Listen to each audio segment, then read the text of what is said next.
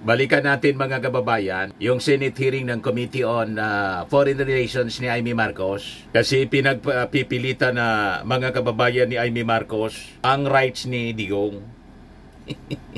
At pinagpipilitan mga kababayan, mali yung pag-aresto ng Interpol at pag-surrender sa dating Pangulong Digong sa ICC. Yun ang pananaw ni Senator Amy Marcos.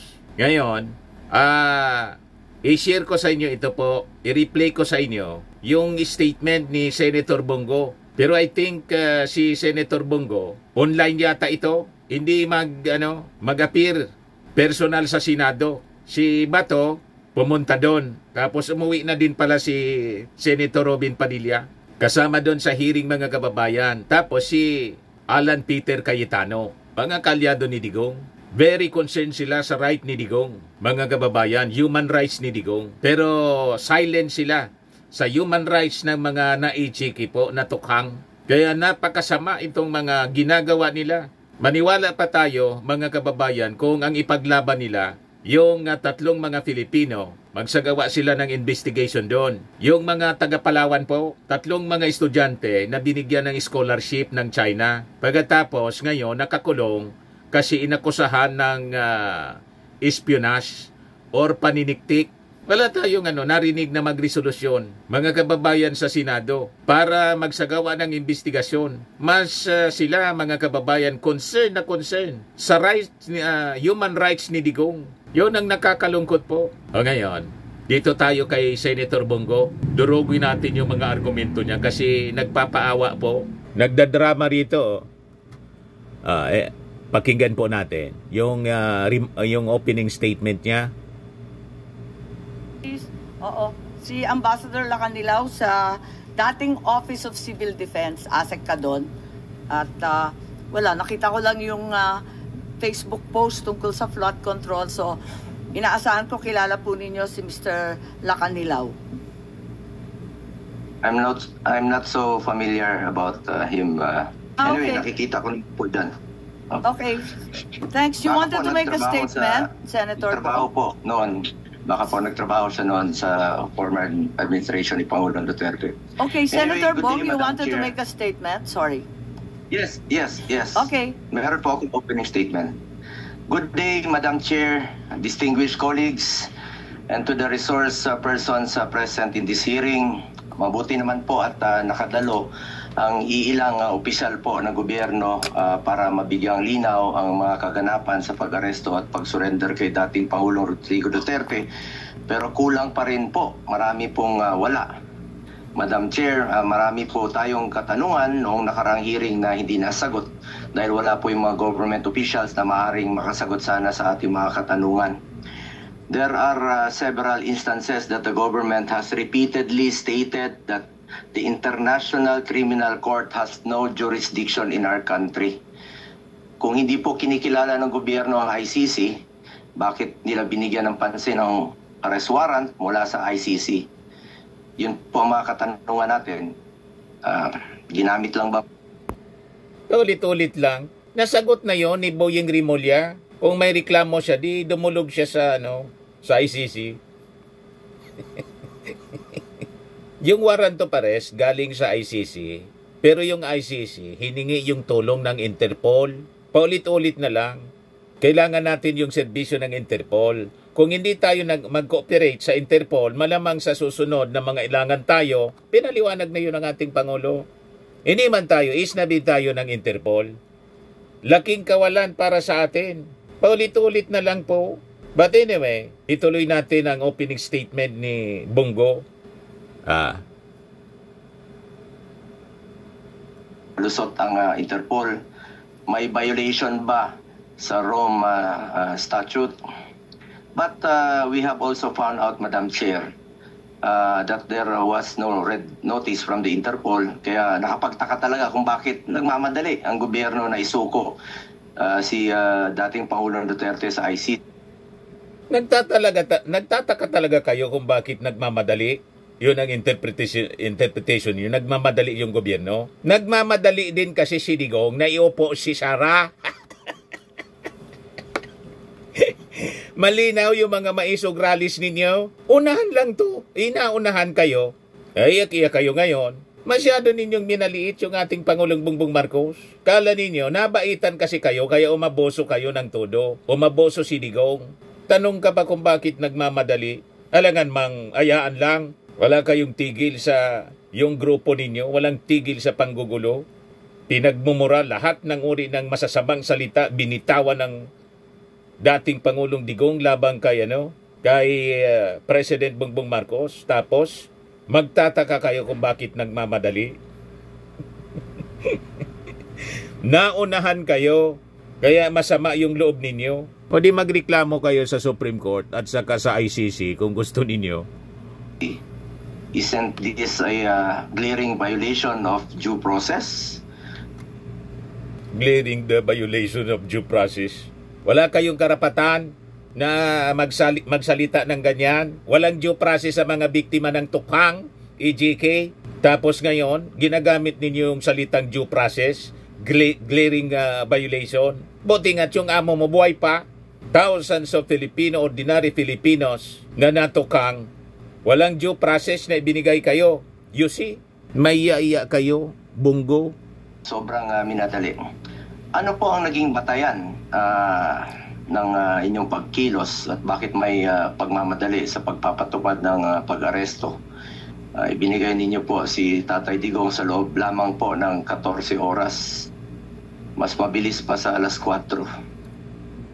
Hindi ninyo narinig yung sinabi ni Digong doon sa Quadcom? Bilisan anya ninyo ICC. Baka mamatay na ako. Hindi pa anya ako naiharap sa ICC. Yun ang sabi mismo ni Digong. Handa siya narapin. Pag anya nakita ko sila, sipain ko anya.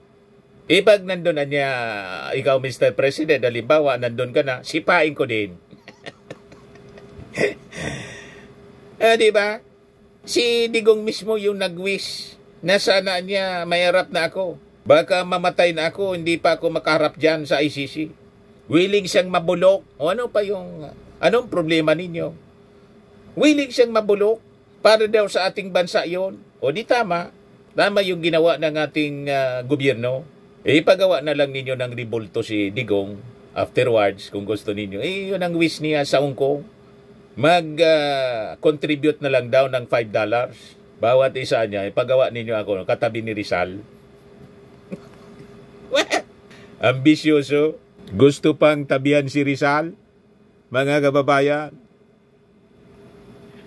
Madam Chair, isa rin sa gusto nating malaman ay kung ilan nga ba ang may diffusion notice, red notice at arrest warrant mula sa Interpol dito sa ating bansa at ilan na po ba ang naaresto ng mga otoridad. Based sa website ng Interpol, 11 Pilipino ang may red notice mula sa Interpol. Lahat ba ito nasa Pilipinas? Lahat na ba ito ay nahuhuli na o hindi pa? Kung ito ay may red notice mula sa Interpol, misto lang hindi pinansin ng mga otoridad, bakit ngayon mabilis pa sa alas 4 bigla kayong umaksyon? Sa totoo lamang po, yung ibang may red notice siguro, ako na yung magpapaliwanag. Yung ibang may red notice, hindi man po banta sa security ng ating bansa. Hindi banta sa administrasyon ng ating Pangulong Bongbong. Kaya hindi yun pinapansin. Siyempre, ako man yung nasa administrasyon, ako yung authority, sino yung unahin ko? Siyempre, yung banta. Nagbanta kasi kayo. Kung hindi kayo nagbanta, walang nangyari sanang ganyan. Nagbinigyan ng priority. O di ba? Na maisurrender sa ICC through Interpol si Digong. Sabi ko sa inyo, ang kasalanan lahat galing po sa inyo. Kayo yung nagkamali. Tapos ngayon, iniistorbo ninyo yung mga mamamayang Pilipino sa Senate hearing na sayang lang yung taxes na ginagastos dyan sa Senate hearing. Wala man dyan pakinabang yung mga ordinaryong mamamayan. Kasi yung mga ordinaryong mamamayan po, natutuwa nga. Finally, anya, mapapanagot si Digong. You see? Kayo man lang ang may reklamo. marami pang may mga warrant, marami pang may arrest warrant na hindi ninyo na-aresto hanggang ngayon. Pero pagdating kay dating Pangulong Duterte, walang isang araw ang bilis ninyong inaresto. Natural. Ang tanong ngayon, may babalik pa ba si Tatay Digong o sadya ninyo talaga siyang inilayo dito sa ating bansa? Hindi ba obvious? Tatanong ka pa, inilayo talaga para matuldukan ang gulo. Kung hindi siya ng gulo, hindi siya ilalayo dito. Trinato siyang maayos ng ating Pangulo. Tapos ngayon, magtatanong ka pa. Trinato kayong maayos. Kayo ni Tim. Talagang mga taong ito. Nagmamaang-maangang kayo. Pinalalabas ninyo, mali yung ginawa ng ating gobyerno. Ang mali, si Digong. Kayo ang mali. Anyway, tuloy natin. Bakit po? Para sa akin, hindi natin kailangan maging abogado. Let's call a spade dahil obvious naman, gusto talaga nilang isurrender sa ICC si Tatay Digong. Tama ka. Kaya sabi ko dati, kahit mag-hearing tayo dito araw-araw, ang importante po ay mapauwi si Tatay Digong. Wala na sa poder ng ating gobyerno. Sinagad ninyo kasi ng kasamaan yung administrasyon ni PBBM. Ngayon, ang bola po nasa kamay ng ICC. Tulungan ninyo si Digong na makalabas sa pamamagitan ng pag-present ng pinakang magaling na defense. Siguro ninyo na malakas ang defense ninyo or else wala na, lifetime na yan. Tulad ng sinabi ni Digong, handa siyang mabulok. Malamang doon siya mabubulok sa sa kulungan, lifetime. Pasalamat siyang lifetime. So may pagkakataon kayo na mabisita doon sa The Hague. Pero yung mga biktima ng AJK, binibisita na lang ng kanilang mga mahal sa buhay sa simenteryo na po. Kaya mapalad pa kayo. May pagkakataon pa si Digong at mga kasama na akusado tulad ni Bato na kahit hindi pa siya naaresto ay malamang sa mga susunod na araw ay lilitaw na muli si General Torre. So, pwede ninyong bisitahin. Buhay na buhay, humihinga. As compared doon sa mga na-AJK, nasa simenteryo na po sila. Tapos lungkot na lungkot kayo. Pero yung kalungkutan ng mga biktima ng AJK, wala kayong paki. Sama ng ugali ninyo. Di ba po, mga kababayan? Dito sa sarili nating bansa, dapat harapin kung ano man ang inaakusa sa kanya. Not for you to dictate. Wala na kayo sa poder para magdikta. Nasanay kayo na magdikta. Ngayon, hindi na sa inyong kamay ang pagdikta. Napuno na si PBBM, madaling sabi. Napuno na sa kasamaan ng dati mong ang dating Pangulong Digong na amo mo. Araw-araw pinagmumura yung ating Pangulo. Unfortunately, Madam Chair, gusto ko talagang mag-participate araw-araw. Sama tayo dyan sa hearing. Pero hindi ko po kaya humarap sa ilang tao sa pagdinig na ito na hindi marunong rumispeto. May lakas ka pa ng loob magsabi na yung ibang nandun hindi marunong rumispeto. Bakit kayo? Nirespeto ninyo yung buhay ng mga ordinaryong tao? Respect is earned. Kung gusto mong irespeto, dapat marunong ka rin rumispeto ng iba. Nagbuhay hari kayo po. Kala ninyo wala nang